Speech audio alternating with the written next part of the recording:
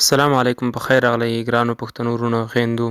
یاد وکړئ چې تاسو به روغ جوړ وئ او تیر شوي درسونه به مو زده کړي وي او ټول هغه درسونه چې مونږ یې اپلوډ کوو او مونږ یې درته جوړوو له هغې څخه به تاسو خوشحاله او راضي وئ او ډېر څه به مو ورڅخه زده کړي وي.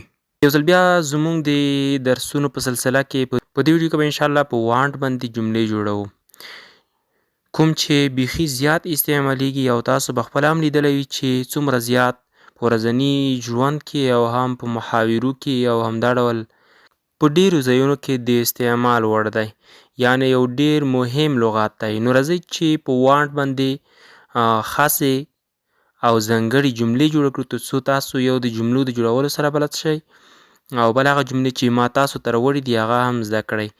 نو په داسې باندې به پیل وکړو، خو ستاسو نه دا یادونه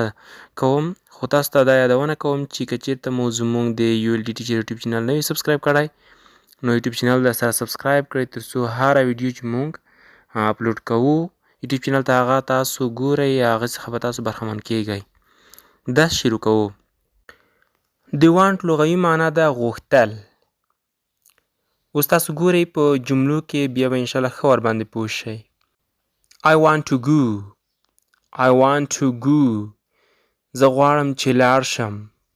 I want to go. زه غواړم چې لاړ شم. دوهمه جمله I want to learn English. I want to learn English. I want to learn English. زه غواړم چې انګلیسي ژبه زده کړم. I want to learn English.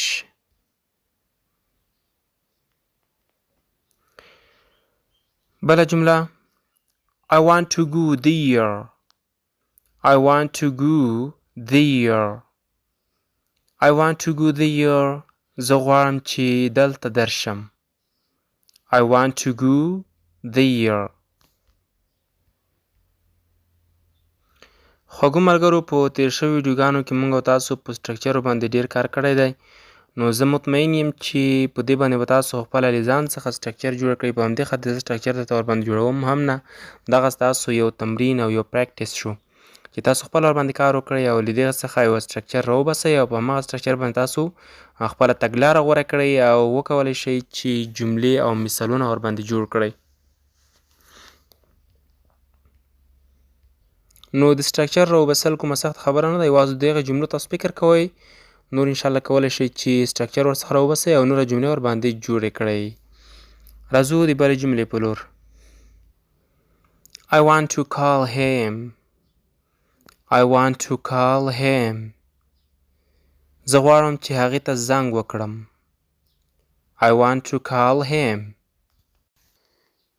I want to sleep. I want to sleep. زه غواړم چې خوب وکړم. I want to sleep. خو دا در سره په یاد لري چې دغه جملې چې ما درته ورباندې جوړې کړي د ټولې مثبته جملې دي په وانټو باندې. منفي او سوالیه جملې به انشاءالله په نورو ویډیوګانو کې راوړم درته، او که مو چېرته د سټرکچرو جوړولو زده نه کړل او چاله در نه راغی نو تاسو ما ته په کمنټ کې ولیکئ، نو انشاءالله زه به سټرکچر هم درته ورباندې جوړه کړم په بله ویډیو کې. نو دغه ویډیو په دغه ځای باندې بس ده، ویډیو به نور نه اوږدوم، خو بیا هم ستاسو نه دا یادونه کوم چې ویډیو در سره لایک او هم د نورو دوستانو سره شیر او هم د یو ایل ډي ټیچر یوټیوب چینل در سره سبسکرایب کړئ. خدای دې وکړي چې دا ویډیو تاسو ته مفیده تمامه شوې وي. بیا چې په یوه بله ښایسته او مهمه ویډیو کې ستاسو په درنه حضور کې حاضرېږم، تر هغې ماته اجازه راکړئ and have a good time.